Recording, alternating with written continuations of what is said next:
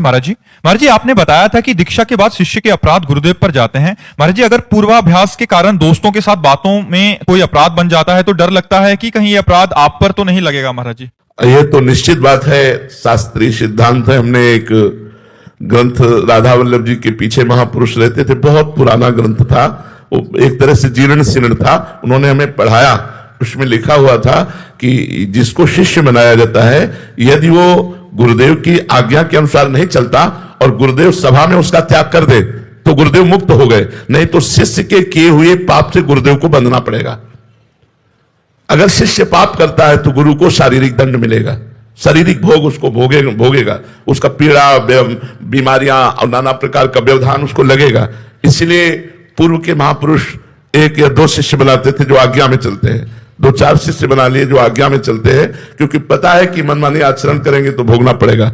हरे शिष्य धन शोक न हरे, सो गुरु घोर नरक मां परे। इसलिए शिष्य को चाहिए कि या तो दीक्षा ही ना ले, और जब दीक्षा ले ले तो इतना तो सोच ले कि कृपालु गुरुदेव ने मुझे नाम और मंत्र दिया है, मैं क्या उनको दुख और दर्द भेंट करूं? अगर पाप करूंगा तो मेरे गुरुदेव को दुख होगा, मेरे गुरुदेव को दर्द होगा, तो क्या ये मैं भेंट करूं? तो अगर ये बात आप रखोगे तो आप अच्छे महात्मा बन जाओगे, गृहस्थ होते हुए गुरु को लक्ष्य में रख के कि मैं कोई ऐसा पाप नहीं करूंगा जिससे मेरे गुरुदेव भगवान को कष्ट हो। गुरुदेव भगवान को सुख नहीं पहुंचा सकता तो दुख नहीं पहुंचने दूंगा, ऐसा कोई आचरण नहीं करूंगा। और ये सत्य बात है, गुरु को भोगना पड़ता है। ऐसे तो महाराज जी हम सब तो अपराधी जीव हैं महाराज जी, आपके तो हजारों शिष्य हैं महाराज जी। तो भोग तो रहे हैं ना, सबका कल्याण हो, सबका मंगल हो, इसलिए हर परिस्थिति में लगे हुए हैं। तो ये जरूर है कि हम प्रार्थना करेंगे कि या तो शिष्य ही मत बनो, और यदि बनो तो अच्छे आचरण करो। देखो, भूल चूक हो जाने के लिए कोई बात नहीं है, लेकिन जानबूझकर पाप करोगे तो आपको भी दंड मिलेगा और हमको भी भोगना पड़ेगा, ये पक्की बात है।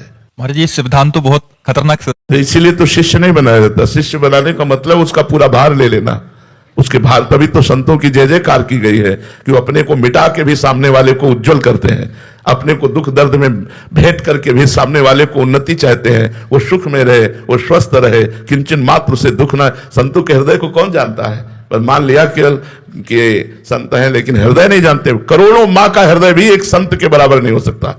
एक संत का जो हृदय होता है, करोड़ों माँ का हृदय अगर एक जगह एकत्रित हो जाए तो भी संत की बराबरी नहीं कर सकता, क्योंकि वो भगवान के वात्सल्य समुद्र से एकदम संबंध रखता हुआ वात्सल्य रखता है। मेरे को क्या फर्क पड़ता है, जहां 100 ग्राम दुख है वहां 500 ग्राम और आ जाए, क्या फर्क पड़ता है? हमारे को कोई फर्क नहीं पड़ता, लेकिन आपको 5 ग्राम भी आएगा तो फर्क पड़ जाएगा। इसलिए आपको फर्क ना पड़े, आप स्वस्थ रहें, आप भजन मार्ग में आगे बढ़े। बड़े बड़े संतों के जीवन में देखा गया, उन्हें बड़ी